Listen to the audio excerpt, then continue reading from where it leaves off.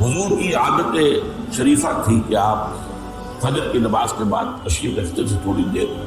یہ نہیں جو ہمارا حال ہے نماز پڑھی اور گئے بس بات ختم ہوئی. لیکن یہ کہ اس کے بعد صحابہ سے کوئی گفتگو ہوتی تھی. کسی نے کوئی خواب دیکھا ہو تو بیان کرے اس کے بارے میں کوئی اور گفتگو. تو ایک صحابی سے آپ نے پوچھا کیف اصبحت، آج کیسی صبح ہوئی تمہیں، کیسی صبح نصیب ہوئی؟ ان کا جواب جو ہے وہ بڑا غیر معمولی تھا. اصبحت مومنا حقا یا رسول اللہ صلی اللہ علیہ وسلم، اللہ کے رسول مجھے تو آج سچے مومن کی صبح نصیب ہوئی. اب یہ بات جو ہے غیر معمولی تھی تو حضور نے پوچھا لکل شیء صفت فما صفت ایمان، ہر شے کی کوئی نہ کوئی صفت ہوتی ہے جس سے آدمی اس کو پہچانتا ہے.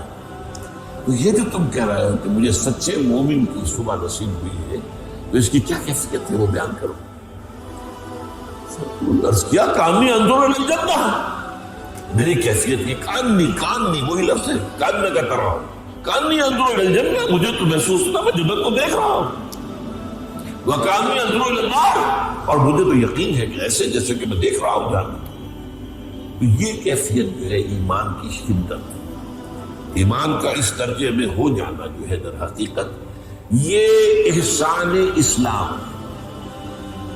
اس میں اللہ کے لیے جد و جہد، اللہ کے لیے محنت، اللہ کے لیے بھاگ دوڑ، اللہ کا خوف، اللہ کی خشیت، استحضار اللہ فی القلب، اللہ کے لیے عبادت، اللہ کی یہ تمام جو کیفیت ہے اس سب کے اندر حسن پیدا ہو جائے، نکھار پیدا ہو جائے، خوبصورتی پیدا ہو جائے. اور یہ کیفیت اگر پیدا ہوگی تو کس سے ہوگی؟ وہ یقین کی گہرائی سے.